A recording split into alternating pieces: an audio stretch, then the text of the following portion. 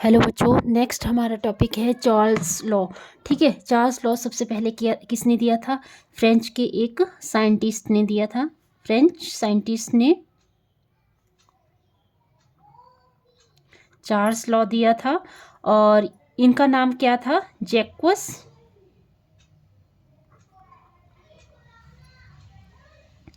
जैक्वस Charles.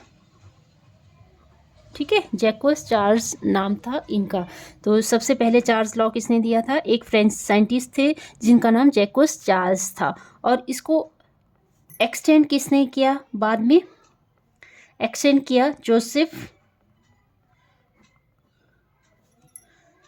गे लुसेक ने। ठीक है, तो आई होप आपको ये समझ आ गया होगा यहाँ तक कि चार्ल्स लॉ किसने दिया। फ्रांस के एक साइंटिस्ट थे जैक्वस चार्ल्स, उन्होंने दिया और बाद में इसको एक्सटेंड किसने किया? जोसेफ गे लुसेक ने। तो ये जो चार्ल्स लॉ था, इसको समझने के लिए क्या करना पड़ेगा हमें? मान लो हमारे पास एक पॉट है। ठीक है, ये क्या है हमारे पास? पॉट, या जिसको हम वेसल बोलते हैं। अब यहाँ पे हम क्या करते हैं? बर्नर जला देते हैं। ठीक है, या कैंडल जला देंगे और इस पानी को हम हीट करेंगे। और जब ये हीट करेंगे पानी, तो इसके अंदर हम एक बोतल डाल देंगे। ठीक है, ये बोतल प्लास्टिक की भी हो सकती है या कांच की भी हो सकती है। ठीक है, इसके ऊपर हमने ऐसे बलून ऐसे टाई कर देना है बलून को। आप देखेंगे जैसे ही हम हीट बढ़ाएंगे, यहाँ मतलब टेम्परेचर यहाँ पे जैसे ही हम इंक्रीज करेंगे, तो यहाँ पे जो पानी है, यहाँ जो वाटर है, वाटर का टेम्परेचर भी इंक्रीज होगा। जब वाटर का टेम्परेचर इंक्रीज होगा तो बोतल का टेम्परेचर भी इंक्रीज होगा। और यहाँ पे जो वॉल्यूम है, वॉल्यूम का जो वॉल्यूम का जो वॉल्यूम है वो भी इंक्रीज होगा। ठीक है, मतलब ये क्या करना स्टार्ट हो जाएगा? फूलना स्टार्ट हो जाएगा यहाँ पे। ठीक है, तो इससे हमने क्या कंक्लूजन निकाला कि जैसे जैसे टेम्परेचर बढ़ाया तो वॉल्यूम भी क्या हुआ? इंक्रीज हुआ। तो यही था चार्ल्स लॉ। ठीक है, तो क्या था? At constant pressure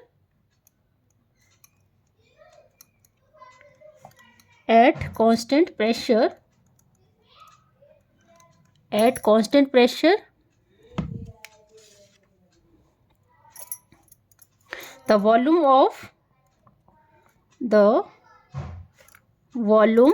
of a given mass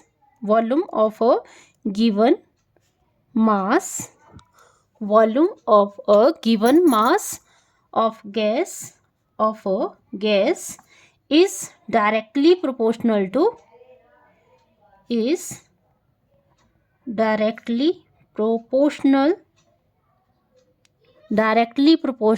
its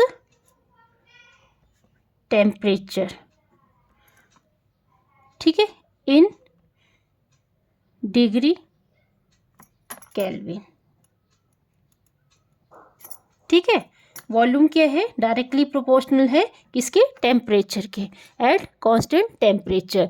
अगर हम ये प्रोपोर्शनलिटी साइन हटाते हैं तो यहाँ पे क्या आ जाएगा? के क्या है? कांस्टेंट ऑफ प्रोपोर्शनलिटी इसको बोल सकते हैं। ठीक है, तो आई होप आपको चार्ल्स लॉ को पता लग गया होगा। अगर हम इनिशियल वॉल्यूम, मान लो हमारे पास V1 है और टेम्परेचर T1 है। ठीक है, इनिशियल वॉल्यूम V1 है, टेम्परेचर T1 है, तो क्या बन जाएगा? V1, यहाँ पे हम चेंज कर लेंगे पहले, V/T is equal to constant. ये बन गया हमारे पास। अगर हम वॉल्यूम V1 और टेम्परेचर T1 करते हैं तो क्या बन जाएगा? ये V1/T1। फिर फाइनल वॉल्यूम V2 और टेम्परेचर T2 कर देते हैं तो ये V2/T2 किसके बराबर आएगा? ये सारे कांस्टेंट होंगे। और ये जो इक्वेशन है, ठीक है, ये जो हमने फॉर्मूला निकाला, ये हमारे न्यूमेरिकल के लिए हेल्पफुल है। ठीक है, तो आई होप आप को समझ आया होगा ये वीडियो। अगर समझ आया तो प्लीज़ वीडियो को लाइक करें, शेयर करें, सब्सक्राइब करें चैनल को। Thank you.